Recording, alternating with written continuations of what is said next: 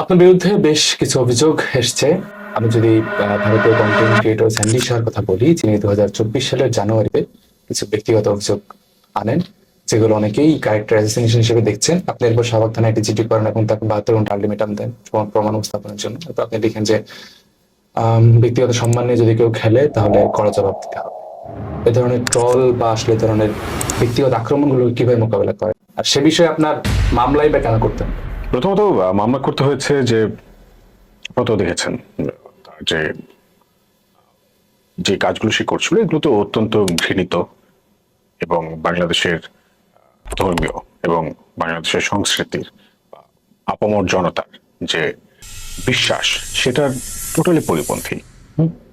এবং সেটা বিপরীতে দাঁড়িয়ে বা মানে বাংলাদেশের মানুষের বিশ্বাসকে যেভাবে তিনি হচ্ছে বা আত্মমর্যাদাকে যেভাবে তিনি হচ্ছে ব্রেক করছিলেন, এটা তো ভয়ঙ্কর বিষয়।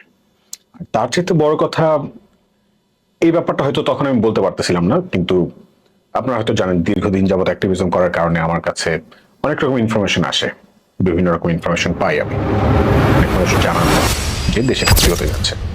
তো ওই সময়টা বা ওর ব্যাপারে স্পেসিফিক ভাবে হচ্ছে এই মানে ওরা যে কাজগুলো করছিল দীর্ঘদিন যাবত এবং তো অবশ্যই সন্দেহজনক না আপনাদের কাছে।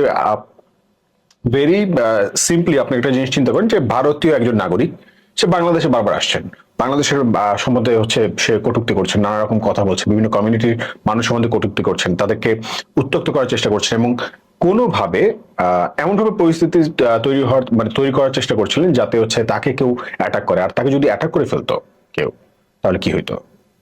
অ্যাটাক করলে ঠিক আছে, বাংলাদেশের উপর কিন্তু একটা বড় বিপর্যয় নেমে আসতো।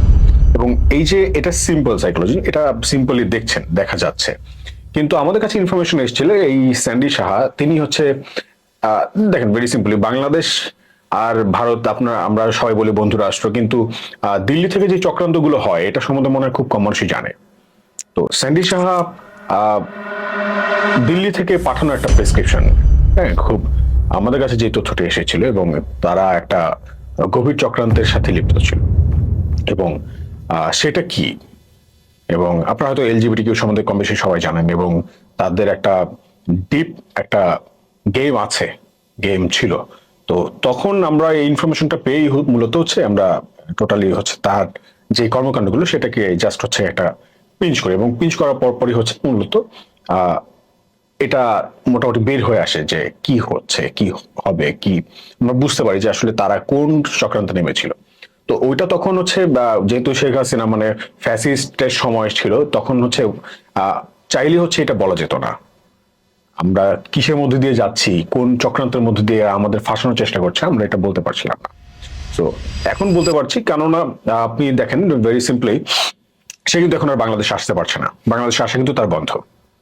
সে কি এখন বাংলাদেশের মানুষের কোনো কটূক্তি করতে পারছে, বাংলাদেশ নিয়ে কোনো রকম চক্রান্ত করতে পারছে না, কিন্তু আমি কিন্তু তাকে গায়ে একটা ফুলের টোকাও দিই নাই, তাকে কিন্তু আমি মারি নাই বা তাকে কিন্তু আমি গালাগালি করে নেই। তো আমাকে কি করতে হয়েছে, আমাকে আইনের আশ্রয় নিতে হয়েছে এবং তাকে মানে বা তার তার সঙ্গে যারা আছে, যারা কানেক্টেড, যারা চক্রান্ত এগুলো করছে তাদেরকে ফিল করানো দরকার ছিল যে দেশে আইন আছে, হ্যাঁ, তোমরাও আইনের ঊর্ধ্বে না, আমাদের দেশের ল মেনে তোমাদেরকে এই দেশে আসতে হবে, যদি আসতে হয় তোমরা মানে এই যে চক্রান্ত যেগুলো করছো এগুলো থেকে তোমরা অ্যাওয়ার হয়ে যাও। এই মেসেজটা দেওয়ার দরকার ছিল। এই মেসেজটা আমার মনে হয়েছে তখন কিভাবে দেওয়া যায়, কোন ওয়েতে দেওয়া যায়, আমার কাছে আমি জাস্ট আইনের মাধ্যমে ওটা ডিল করার চেষ্টা করেছি।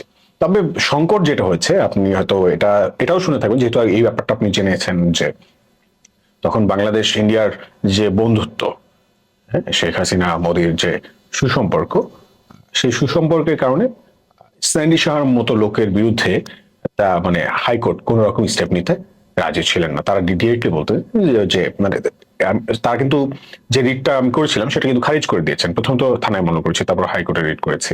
তো সেখানে সেটা খারিজ করে দিয়েছে কি কারণে? কারণটা হচ্ছে যে তিনি ভারতীয় নাগরিক, তার বিরুদ্ধে আমরা কোনো অ্যাকশন নিতে পারবো না। সো একজন ভারতীয় নাগরিক আপনার দেশের মানুষের ক্ষতি করবে, আপনি ভিনদেশি বলে তার বিরুদ্ধে কোনো অ্যাকশন নিতে পারবেন না, তাহলে হচ্ছে আমার জাস্টিসটা কোথায়? আমার দেশ আমার জন্য কিভাবে লড়াইটা করবে? আমি আমার নিরাপত্তা কে দিবে? আমার সিকিউরিটি কনসার্নটা আসলে কার? এই প্রশ্নটা তো হচ্ছে করার দায়িত্ব তো আমার, তাই না? ওই প্রশ্নটা তোলার দরকার ছিল আমাদের।